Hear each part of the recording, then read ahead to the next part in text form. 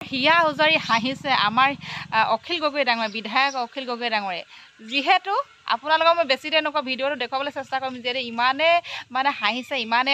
অখিল গগৈ ডাঙৰে খাবই পৰা নাই ইমানে হাঁহিছে মোৰ মানে নিউজটো চাই মই বহুত হাঁহিছে এতিয়া হাঁহি আছোঁ কি ক'ব উপায় নাই ইমান হাঁহি আপোনালোক মই পগলা হৈছে চাওকচোন বাৰু এই ভিডিঅ'টো Why you are minister? DCA প্ৰস্তাব দিয়া নাই can that be a reply? আপনি ইনকোয়াৰি কৰক যেটো আমাৰ স্কিম কিয় কৰা নাই আৰু মন্ত্ৰী মহোদয় কৈছে যে আপোনালোকে SDLC কানিব আপোনালোকে পাৰে আৰে আমাক পাত্তা দিয়ে নে আপোনালোকৰ SDCA মতে আহে স্কিম MLA হাজাৰ বাৰ ক'লেও নাই UDC Please, your time is over. গণতান্ত্ৰিক দেশ প্ৰজাতন্ত্ৰ দেশ আৰু আমাৰ এই চৰকাৰে মাননীয় মুখ্যমন্ত্ৰীৰ নেতৃত্বত কেবিনেটত গৰাখহনীয়াত গৃহহীন মানুহৰ কাৰণে এইখন পলিচি এডপ্ট কৰিছে কেবিনেটত পাছ কৰিছে ইয়াত কি লিখা আছে যে এজন মানুহে যদি তেওঁৰ ঘৰৰ মাটি আৰু খেতিৰ মাটি হেৰুৱাই পেলায় তেওঁক 5 লাখ টকা দিয়া হ'ব ঘৰৰ কাৰণে মাটি কিনিবলৈ 1.5 লাখ টকা ঘৰ বনাবলৈ আৰু 1 লাখ টকাকে 3 বিঘা মাটি কিনিবলৈ দিয়া হ'ব আৰু এনেকুৱা প্ৰভিজনবোৰ আছে কিন্তু মাননীয় অধ্যক্ষ মহোদয় মাননীয় মুখ্যমন্ত্ৰী মহোদয়ৰ মই দৃষ্টিগোচৰ কৰিব কৈছোঁ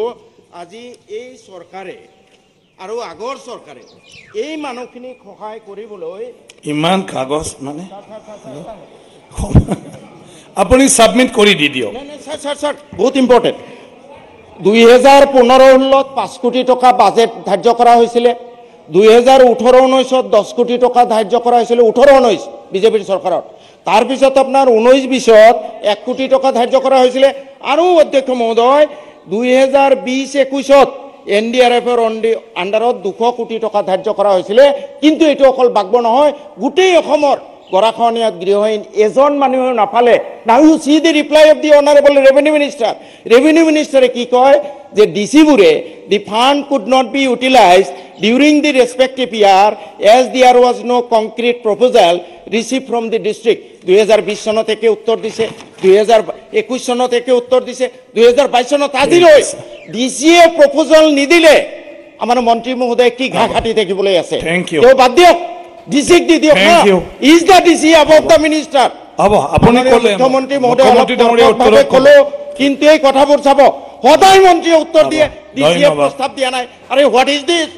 হোৱাই ইউ আৰ মিনিষ্টাৰ ডিসিএ প্ৰস্তাৱ দিয়া নাই can that be a reply আপনি ইনকোয়াৰি কৰক যেটো আমাৰ স্কিম কিয় কৰা নাই আৰু মন্ত্ৰী মহোদয় কৈছে যে আপোনালোকে SDLC কানিব আপোনালোকে পাৰে আৰে আমাক পাত্তা দিয়ে নে আপোনালোকৰ SDCA মতে আহে স্কিম MLA হাজাৰ বাৰ ক'লেও নাই UDC Please, your time is over. গণতান্ত্ৰিক দেশ প্ৰজাতন্ত্ৰ দেশ আপুনি চিঞৰিব নালাগে মই মুখ্যমন্ত্ৰী মহোদয় Thank you.